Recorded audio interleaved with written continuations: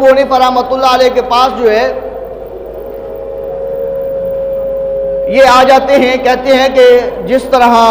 نماز ہے، نماز میں امام قرات کر رہا ہے، سورۃ فاتحہ شریف پڑھ رہا ہے، صبح کی قرات میں یا ظہر ہے، مغرب ہے، عشاء ہے یا جمعۃ المبارک ہے، تو پیچھے جو سورۃ فاتحہ شریف یا کوئی اور سورت ملاتے ہیں، اس کے بارے میں اب کافی لوگ آگے کہ انہوں نے کہا کہ سورۃ فاتحہ کے بعد نماز نہیں ہوتی، لہذا امام کے پیچھے سورۃ فاتحہ پڑھنی چاہیے، سورت ملانی چاہیے۔ فقہ حنفی میں امام کے پیچھے قیام کی ساری قرات بند ہے، سوائے